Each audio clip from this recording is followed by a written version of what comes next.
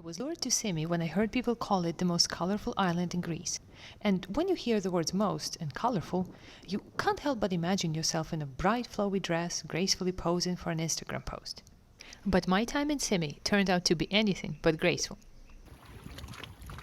After climbing what felt like 1,000 stairs, getting lost in the narrow streets of Old Town, and experiencing a time warp in a local bakery, I realized one thing. Symi is way more than just a pretty face. Welcome to Symi, a 58 square kilometer island in southeastern Greece. Most of us will get here by ferry. There is one that goes daily from the nearby island of Rhodes, and this means that your first view of the island will look something like this. And you may or may not agree that this is the most colorful island in Greece. But one thing is undeniable. Symi is loaded with color. It's in the buildings, the sky, the sea, even the cats. And while colorful cats are not unique to the island or even Greece, the flamboyance of color sort of is. So how did this tiny island get to be so colorful? Back in the Ottoman days, houses in Greece were actually painted in simple earthy tones, using natural materials like stone. But in the Cyclades, islands like Santorini, Mykonos and Paros, locals started whitewashing their houses with lime. This style has even spilt over into now Turkish islands like Bodrum. So why did the Greeks on the islands start whitewashing their homes? They did this for two very practical reasons. First, whitewashing kept the inside of the house cool in the hot summer months. Second, lime also acted as a natural disinfectant. And in the early 20th century, especially during the outbreaks of cholera and other diseases, Greek authorities encouraged and at times even mandated whitewashing. It killed bacteria, fungi, and pests like mosquitoes, making villages healthier places to live. You could say those white walls doubled as a giant sanitizer. And the blue that we often see in doors and shutters in such houses came from a cleaning agent called loulaki. Both the white lime and the blue paint were cheap, and they quickly became the go-to choice for many locals when decorating their homes. Fast forward several decades, and the Greek dictator Ioannis Metaxas actually passed a law requiring houses in the Cyclades to be painted blue and white. Why? To promote national identity. The colors match the Greek flag, symbolizing pride and unity. And by the 1970s, the blue domes and white walls had become so iconic that the government leaned into it, encouraging the style to attract tourism. The Cyclades became the postcard-perfect version of Greekness for visitors from all around the world. But then you arrive in Symi, and while you do see some white and blue here and there, the island's predominant color is everything. And here's why.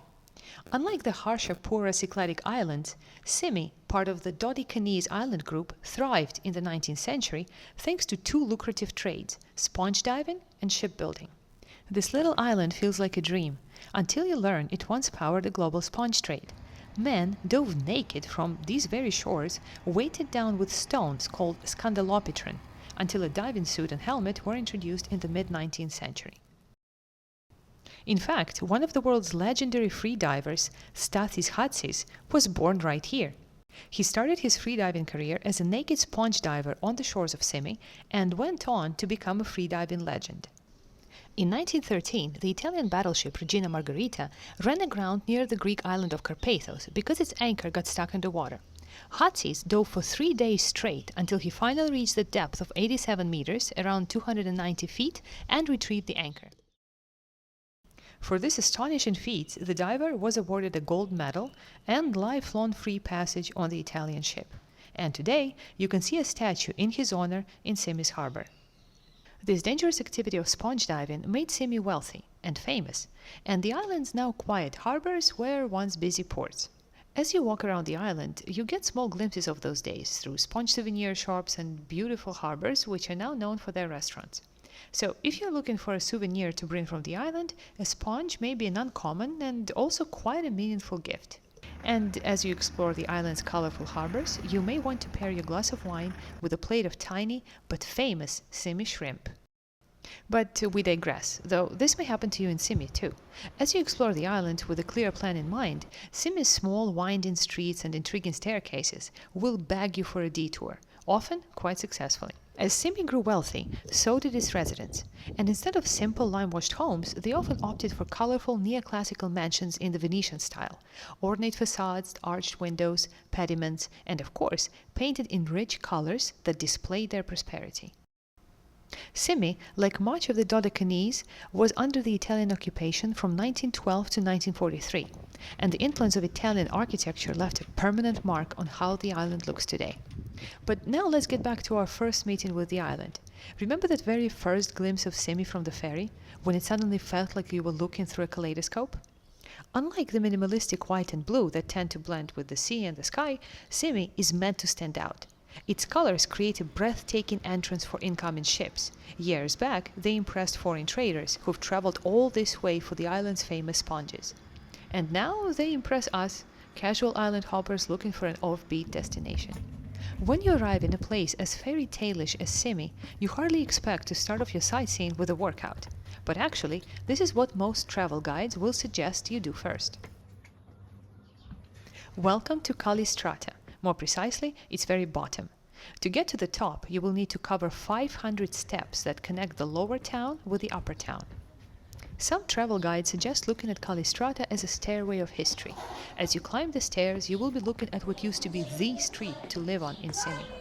You will see rows of colorful houses and remnants of mansions, some of which are even for sale today. Back in the 19th century, the streets along the staircase were busy with merchants and traders, and some of the wealthiest residents of the island chose to build their homes right here. As you climb up, you may imagine children running down these very same steps to greet the ships arriving at the harbor, or local and foreign merchants exchanging trade news. And I'm not just saying this to paint a pretty picture. You will need at least some imagination to make it all the way to the top. As picturesque as the Kali Strata staircase is, it is still, well, a staircase.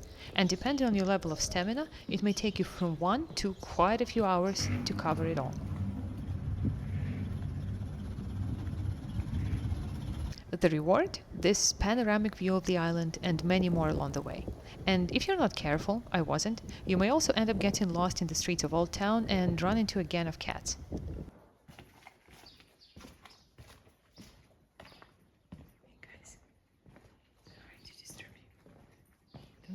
But if you're not up for the fitness of it all, there is a smaller, cheat staircase right next to Symi's port. I actually climbed it by accident first, thinking this was Kali Strata. The staircase offers a lower, but still very impressive vantage point of Symi, and a great angle that showcases its now calm harbors.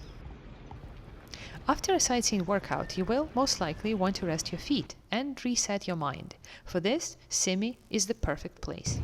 Despite being exceptionally colorful, Symi is not overstimulated. Quite the opposite. It's one of those rare locations that are naturally touristic, but somehow feel homey and quiet. Symi is no longer the bustling sponge diving powerhouse it once was. Its population is now dramatically lower than in the 19th century. It dwindled down from over 22,000 people to around 3,000 permanent residents today. But the island's residents seem to have soaked up its rich history. And maybe this is why it doesn't really feel like a popular tourist destination, especially in the off-season. People live here, and this is something you will see in the streets. They stop to greet each other, exchange news, have coffee and conversation.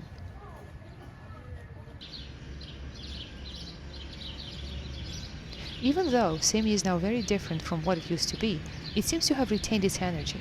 As I said in this little bakery, which has great coffee and I think is known for some specialty pastries that I didn't get to try, I watched the island of today with its friendly people and colorful houses and saw a little bit of the island of before with its busy narrow streets and fearless sponge divers.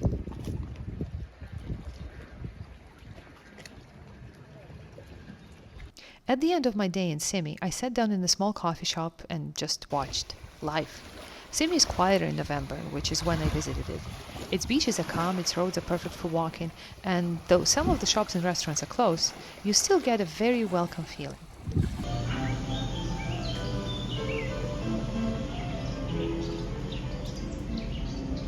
Symi is just a short ferry ride away from Rhodes, or Rhodos. You can get the tickets for the ferry right at the port of Rhodes. I got mine at this small tour agency.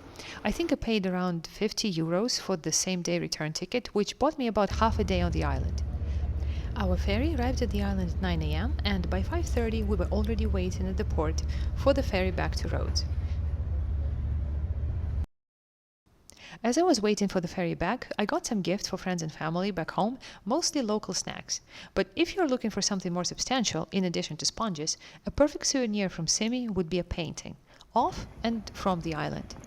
I'm not an artist, but it feels like Symi is one of those places you'd have to paint, if you were one. As the ferry pulls away from the port, you will get another panoramic view of the island, another painting of sorts that you can safely store in your mind until you come again. As always, all the locations mentioned in the video will be in the description below.